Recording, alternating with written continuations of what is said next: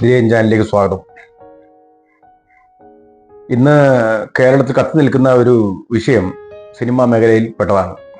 അവരും അവരുടേതായ പ്രശ്നങ്ങളും അത് രാജ്യത്തെ ബാധിക്കുന്നതായ പ്രശ്നങ്ങളും ഒക്കെ ആയിരിക്കാം. 2017-18 മുതൽ ഞാൻ SP പോസ്റ്റുകളിൽ ഒക്കെ ഇട്ടിരുന്നു, സിനിമാ മേഖലയെ കുറച്ച് മാറ്റി നിർത്തി കർഷകനും മറ്റു തൊഴിലാളികൾക്കുമായി നമ്മുടെ അവാർഡ് അതുപോലുള്ള മറ്റ് പുരസ്കാരങ്ങൾ കൊടുക്കുന്നത് മാറ്റണം. ആ രീതിയിൽ അതിന് മാറ്റങ്ങൾ വേണമെന്ന് നമ്മൾ അന്ന് വാദിച്ചിരുന്നു, സംസാരിച്ചിരുന്നു.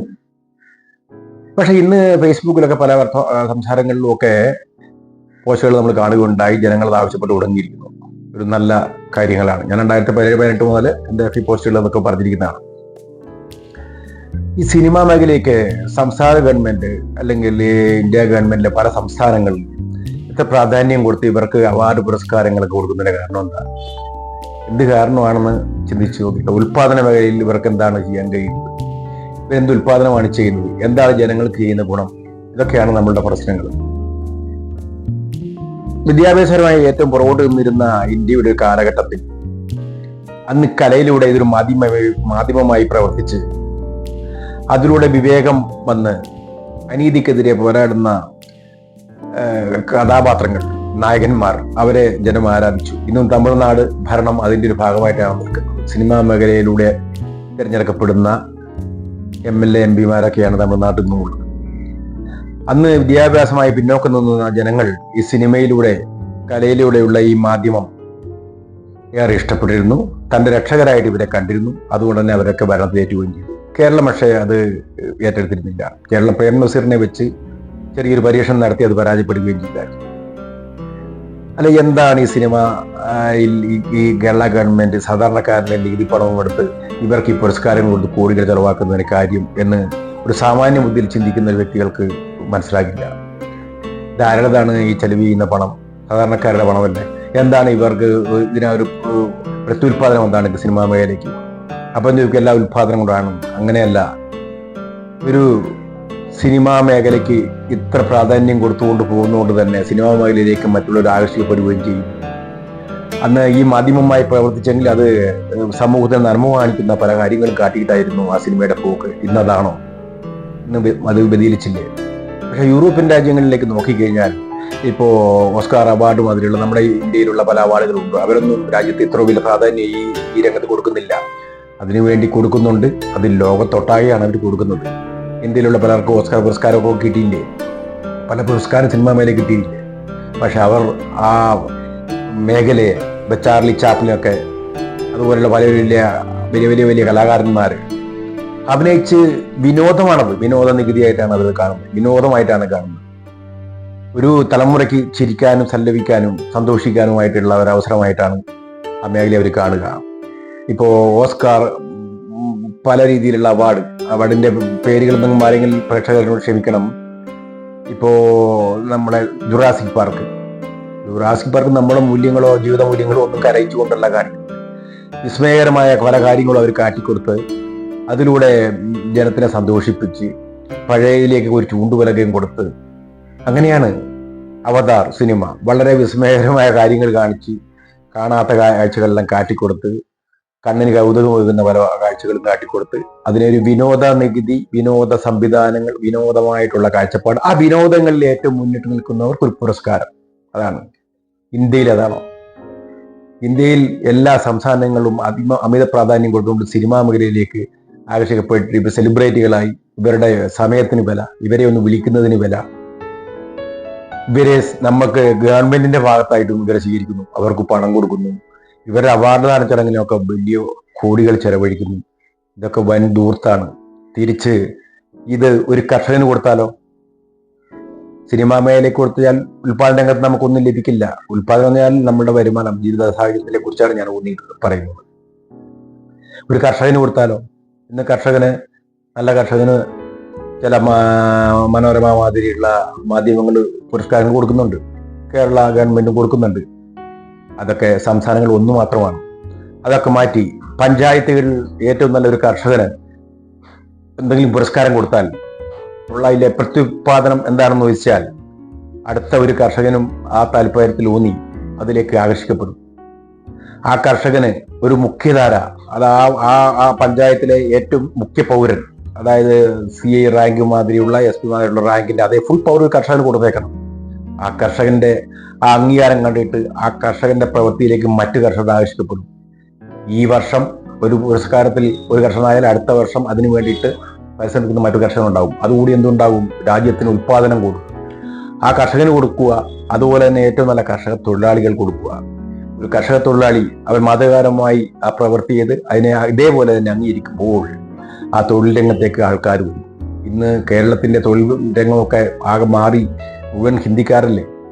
ഹിന്ദിക്കാരെന്നല്ല, പശ്ചിമ ബംഗാള്, ഉത്തർപ്രദേശ്, പല സംസ്ഥാനങ്ങളിലെ തൊഴിലാളികളാണ് ഇവിടെ വന്ന് തൊഴിൽ ചെയ്യുന്നത്. അതൊക്കെ ഈ തൊഴിൽ മേഖലയോടുള്ള അവഗണന കൊണ്ടാണെന്നാണ് ഞാൻ കരുതുന്നത്. അതുപോലെ തന്നെ ഏത് നല്ല ഡ്രൈവർ, മാതൃകാപരമായ ഡ്രൈവർ കൊടുക്കുക. മാതൃകാപരമായിട്ട് ഒരു പോലീസിനെ തിരഞ്ഞെടുക്കുക. ഒരു ജില്ലയിലെങ്കിലുമായിട്ട് തിരഞ്ഞെടുക്കുക. അങ്ങനെ എല്ലാം മാതൃകാപരമായി തിരഞ്ഞെടുക്കപ്പെടുമ്പോൾ അതിലേക്ക് ജനം ആകർഷിക്കപ്പെടുമ്പോൾ കാർഷിക മേഖല അഭിവൃദ്ധിപ്പെടും, തൊഴിൽ മേഖല അഭിവൃദ്ധിപ്പെടും. ഉദ്യോഗാർത്ഥികളുടെ ഇടയ്ക്കുള്ള ഇപ്പം പോലീസിന് കൊടുക്കുക എന്ന് പറഞ്ഞാൽ പോലീസിന് നീതിബോധം കൂടും. ആ അർഹതയ്ക്ക് മറ്റാൾ അവകാശം വരാൻ അവർ തമ്മിൽ സ്പോർട്സ്മാൻ സ്പിരിറ്റ് വരും. അങ്ങനെ ഇന്ന മേഖല എന്നില്ല, എല്ലാ മേഖലകളിലും അത്തരത്തിൽ വരുമ്പോൾ ഒരു രാജ്യത്തിന് സാമ്പത്തികമായി ഉയർച്ചയാണ് കിട്ടുക. നമുക്ക് ഇന്ന് നടക്കുന്നത് ഈ പ്രോത്സാഹനമില്ലാത്ത മേഖലയിൽ നിന്നുള്ള നികുതി പണവും കൂടെ കൂട്ടി ഒരു ദർബാർ പോലെ സിനിമാ മേഖലയെ കാണുകയാണ്. സിനിമാ മേഖലകളിൽ നടക്കുന്ന സംഭവങ്ങൾ പണ്ട് തന്നെ നല്ലതും മോശമായ പല കാര്യങ്ങൾ നടക്കുന്നുണ്ടെങ്കിലും ഈ സിനിമാ മേഖലയെ രാഷ്ട്രീയ പാർട്ടികളൊക്കെ ചിലപ്പോൾ എന്തെങ്കിലും കാരണത്തിൽ ഇവരൊക്കെ സ്വാധീനിക്കപ്പെടുന്നുണ്ടാകാം.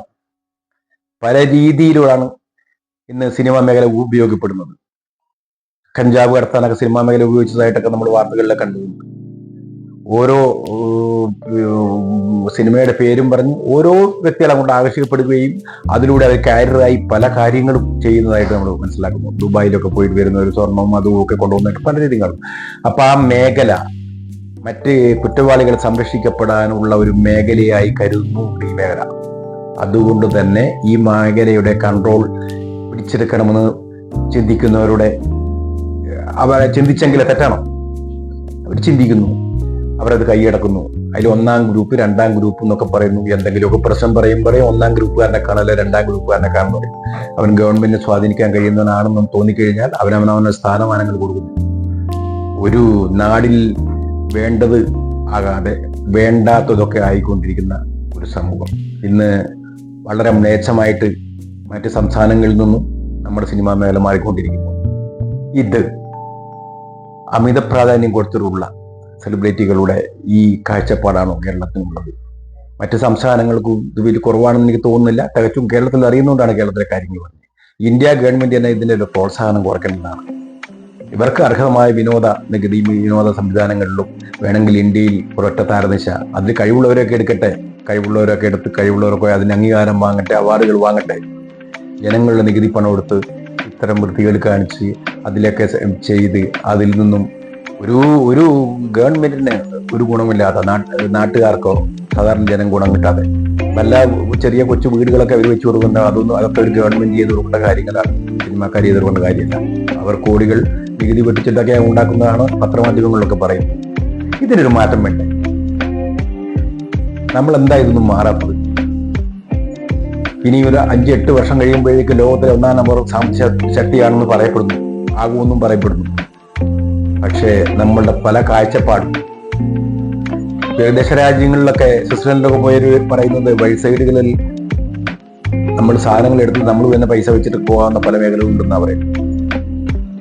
സാമ്പത്തിക ശക്തി ഉയർന്ന ഇന്ത്യയിലോ കേരളത്തിലോ നല്ല പരിഷ്കാരങ്ങൾ വരുത്തുക, നമ്മുടെ വരുമാനങ്ങളൊക്കെ സാധാരണ ജനക്കാരൻ്റെ അതും തിരിച്ചറിയുക, മോശമാവുന്ന ഇത്തരം കാര്യങ്ങളിൽ അർഹിക്കുന്ന പ്രാധാന്യം കൊടുക്കുക. അർഹിക്കുന്ന കർഷകനൊക്കെയാണ് ഈ നാടിൻ്റെ നട്ടല്. കർഷക തൊഴിലാളി, ഇതിലെ തൊഴിലാളി, ഡ്രൈവർ, മറ്റു വരുന്ന സാധാരണക്കാർ വരുന്ന ഒരു വലിയ ഒരു സാമ്രാജ്യമാണ് കേരളം എന്ന സംസ്ഥാനം. ഈ സംസ്ഥാന നികുതി പണം അവർക്കായിട്ടെങ്കിലും ചെയ്തു കൊടുക്കുക. ഇത്തരം കോമാളികൾക്കായിട്ട് ചെയ്ത് അവർ അജീർണമായി കഴിഞ്ഞു. അതിനെ വിമർശിക്കുകയും അതിനെ സംസാരിക്കാനും ഞാനൊരു മാധ്യമങ്ങളും അതിന് കോടതി കയറുകയും ആ കോടതിക്ക് വേണ്ടിയിട്ടുള്ള പൈസയും കൂടി നമ്മളെ ജനങ്ങൾ മുടക്കേണ്ടി വരുന്ന ഒരവസ്ഥ ഇല്ലേ? കോടതിയാണെങ്കിൽ ജുഡീഷ്യറി ആണെങ്കിൽ അതിന്റെ അവരുടെ സംവിധാനങ്ങളുടെ എല്ലാം പണം സാധാരണ ജനങ്ങളുടെ. അതുകൊണ്ട് തന്നെ ഇതൊക്കെ കേരള ഗവൺമെന്റ് ശ്രദ്ധിക്കേണ്ട സമയം അതൊക്കെ വെച്ച് കഴിഞ്ഞു. നല്ല ബുദ്ധിയോടെ ചിന്തിച്ച് ഇതിനൊക്കെ വളരെ വളരെ മാറ്റങ്ങൾ വരുത്തണം. അർഹതപ്പെട്ടതുമായ വിനോദ നികുതിയായിട്ട് മാത്രം മാറ്റി, വിനോദ കാര്യങ്ങളായിട്ട് മാത്രം മാറ്റി, അതിന്റെ പരിവേഷം മാത്രം കൊടുത്ത് സാധാരണക്കാരെയും കർഷകരും കർഷകത്തൊഴിലാളി, നല്ല ഡ്രൈവറെ, നല്ല പോലീസ്, നല്ല ട്രെയിലറെ, നല്ല കൃഷിക്കാരൻ, നല്ല ഫ്രൂട്ട്സ്, നല്ല ലേഡി വ്യവസായികളെ, ഇങ്ങനെയുള്ള ആൾക്കാർക്ക് പ്രോത്സാഹനം കൊടുത്ത് ഈ നാടിനെ മാറ്റണം എന്നാണ് ഇതിലേന് പറയാനുള്ളത്. ശരി കൂട്ടുകാരെ, ഇനി അടുത്തത് പറയാം. നമുക്ക് സമയം നീണ്ടുപോകും. ഇത് പറഞ്ഞാൽ തീരാത്ത കാര്യങ്ങളാണ്. ഇനി നമുക്ക് വീണ്ടും കാണാം. വിഗ്രഹ ചാനലിലേക്ക് എന്നെ ശ്രദ്ധിക്കുന്നവർക്കെല്ലാം നമസ്കാരം.